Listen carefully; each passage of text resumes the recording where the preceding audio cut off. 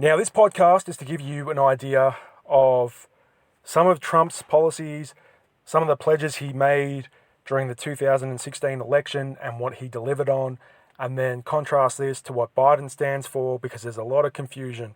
A lot of people do not even know what Trump has done for the country or what Biden plans to do. So this is to give you a better understanding of what's happening, to just give you the facts, so that way you can make your own judgment. So this is not me taking any side.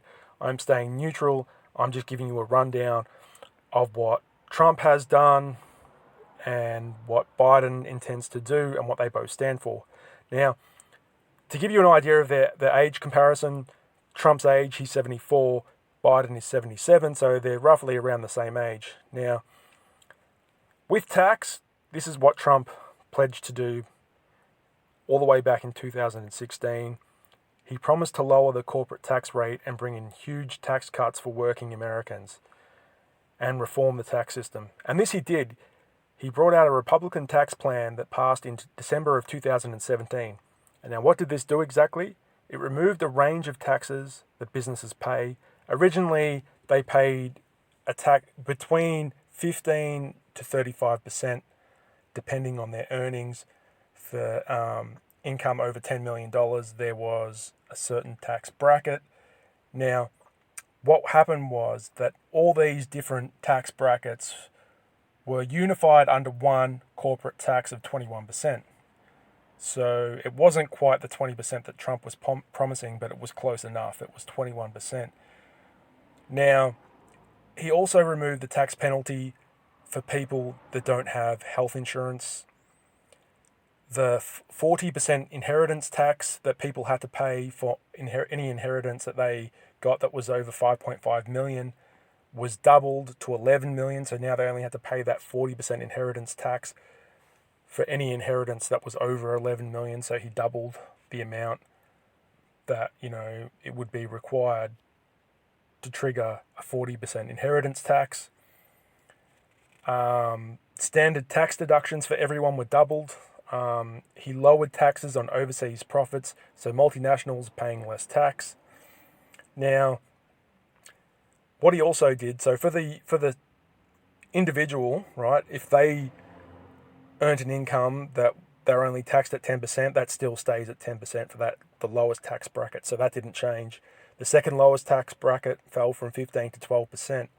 So this Republican tax plan really only helped the people with money, the corporations and businesses that were paying, a certain amount of tax. Now they only have to pay 21% tax. Some were paying 35% tax. So all of a sudden they're paying 21% tax. So, that's less money going back into the community, into the government coffers. And Trump justified this by saying it would create more jobs. Now, it doesn't always necessarily mean that it will create more jobs, but you have to look at the stats and figures and see, and judge for yourself. The tax has widely been seen by the Democrats as unfair, so they're very opposed to this Republican tax plan that's now, the law. They are very much against it. Now, with climate change, Trump calls it a hoax, and he pulled out of the Paris Accord, so he just doesn't, agree with climate change. With the Supreme Court judges, Trump began appointing very conservative Supreme Court justices to the Supreme Court. And this is good if you're pro-lifer, because they support pro-life policies. However, they're very conservative, and they also support the right to bear arms, so they're pro-gun. And this can be seen as non-progressive. Also, with the military, now this is where Trump can be seen to have had a wide success. He made sure the military were provided with well equipped for them to handle anything they needed to do in the Middle East and get it done. So they were able to decimate ISIS in parts of Iraq, Syria, and Afghanistan, because Trump increased funding for military campaigns and provided the military support and finances to get the job done in parts of Iraq, Syria, and Afghanistan. So this can be seen as a great win for the military. They found that under the previous administration, the Obama administration, it was much more difficult to get the job done in the Middle East. There wasn't as much support or the provisions financially or military-wise to get the job done. And now this has been a great success with, the campaigns to rid ISIS from the map. Now, something very controversial that was done. The Israeli embassy was moved from Tel Aviv to Jerusalem, the holy city. In 2017, Trump formally recognized Jerusalem as the Israeli capital city, which was, something that was very controversial, and it does create tension in that region. So that's just, some of the things that Trump has done. And with bringing troops home in the Middle East, he also, because a lot of the work's been done, Trump said that America needs to get out of foreign engagements in the Middle East, and he's stood true to that. He's greatly reduced the number of troops overseas in Syria, and also got the US government to sign a deal with the Taliban to end the Afghan war after so many years, 17 years it's over. So this can be seen as also something that Trump said he would do and did do. The Chinese trade deal was renegotiated. So Trump was always saying at the start of 2000 or the end of 2016 that the pledge to withdraw from the TPP deal with China, that it's a must. It needs to be done, because he said that the Americans were getting an unfair deal in the TPP deal with China. So he pledged to correct the trade deficit with China and get a better international trade deal with China. So he withdrew from the TPP and now put renegotiations on the table, and China were forced to renegotiate better deals in America's favor. So this was a success, and it's something Trump pledged to do, and he did do it. With immigration, he planned to ban certain countries from entering the US. He launched 3 Supreme Court challenges. The third challenge was successful, and that was to restrict countries from being able to travel to America from Iran, Libya, Somalia, Syria, Yemen, Venezuela, and North Korea, because Trump said that this posed a threat to national security, and it was part of his way of providing security for Americans. So that's how he justified it. Another thing that Trump did was he pledged to repel Obamacare, and he did repel Obamacare, or parts of it, and this launched a few court challenges. So he wanted to extend healthcare to 15% of the country not covered. Trump was also able to amend parts of Obamacare, and although it still remains in law, he actually managed to get Obamacare ruled as unconstitutional, but then it's now being taken to an appeals process to the US Supreme Court. So a court ruling is expected on Obamacare in 2001, and this will determine if Obamacare is reinstated or rescinded. So it's all hinged on that appeals process. The border wall with Mexico. So Trump was always pledging to build a wall with Mexico during his first election campaign, and he did say he wanted Mexico to pay for the wall.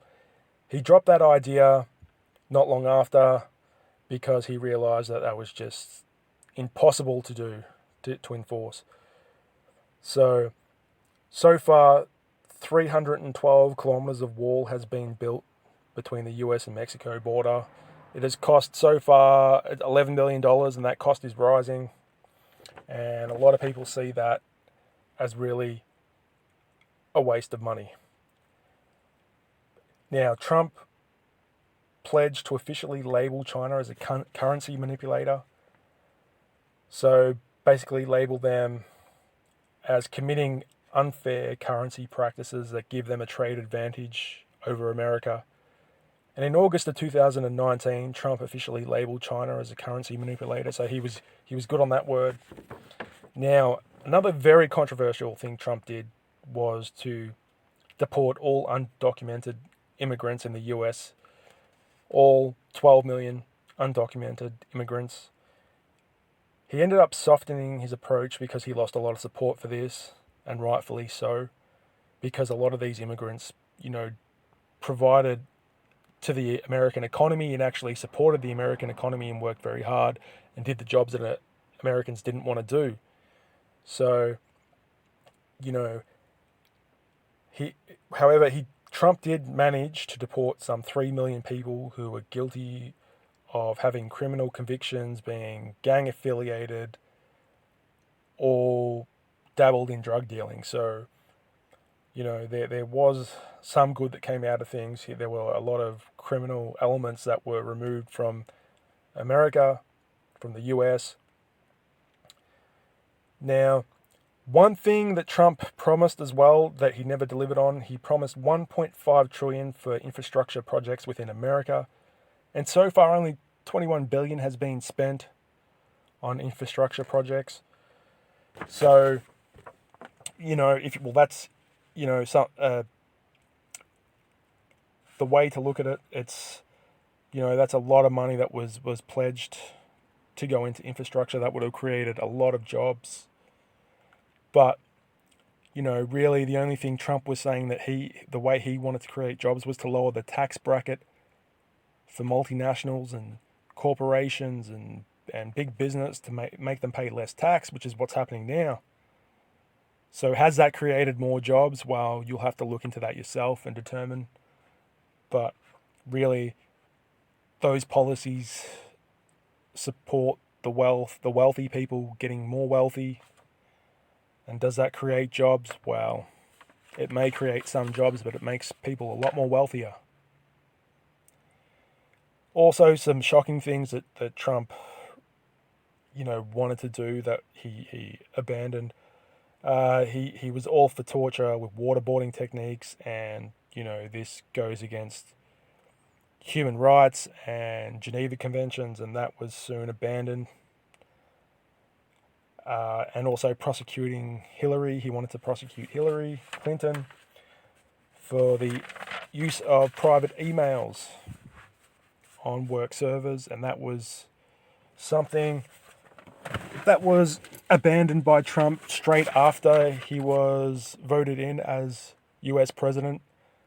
So he did not have any intention of prosecuting Hillary because it seemed absolutely ridiculous. But, now I'm going to give you a breakdown of what Joe Biden stands for. And, it'll give you a better idea of, where the election stands, and you at least have a more formulated opinion of who to vote for.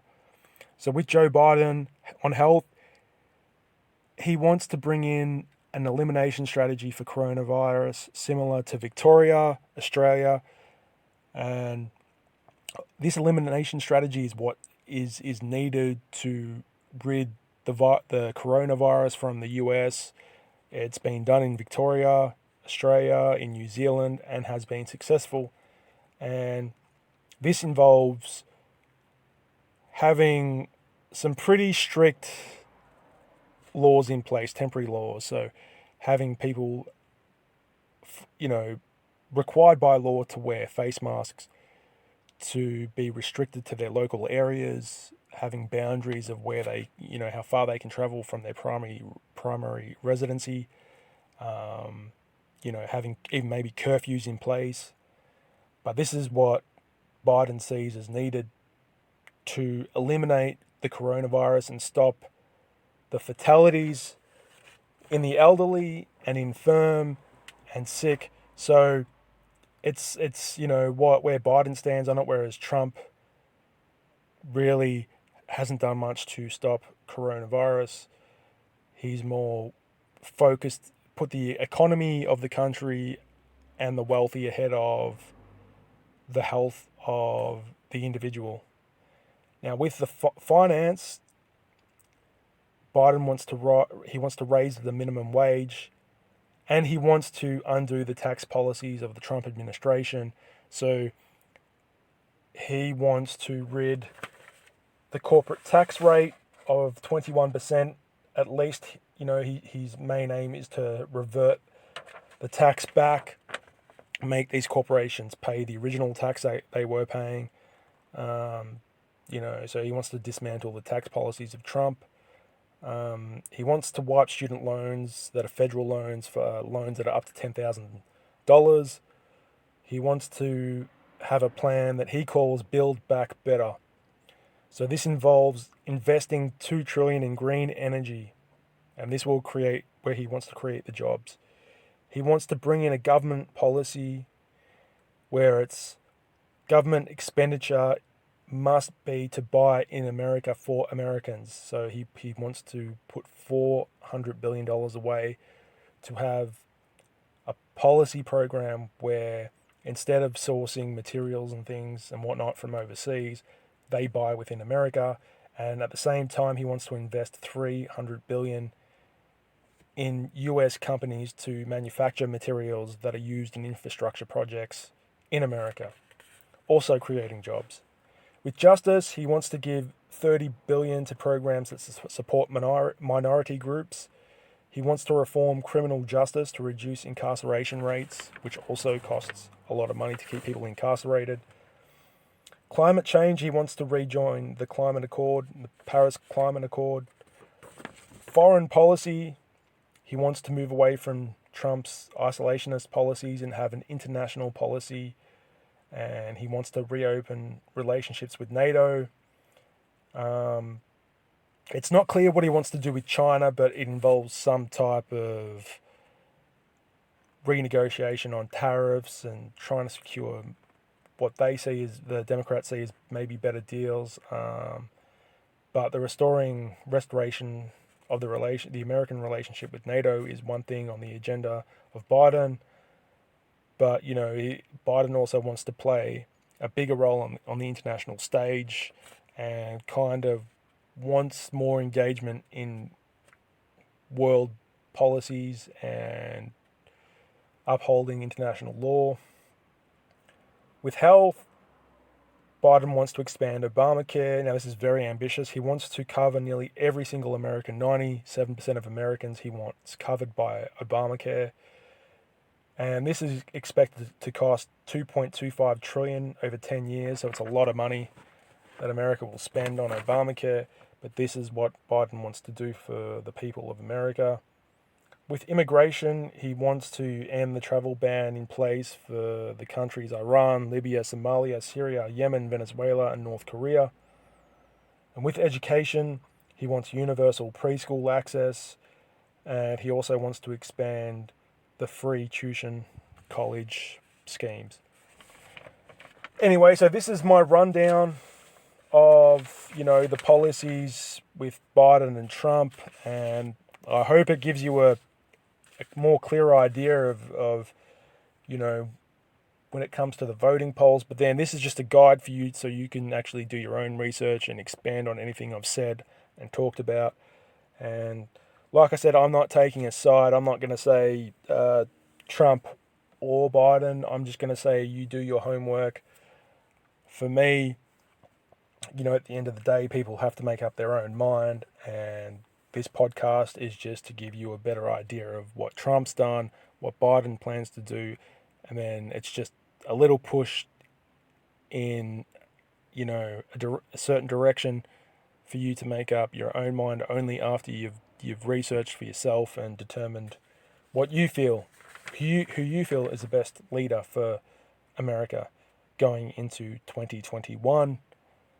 So the world is a slightly different place now with coronavirus and how that has slightly altered the world.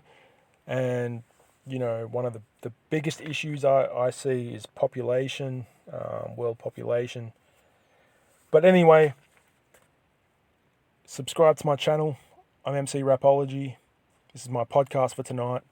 Peace.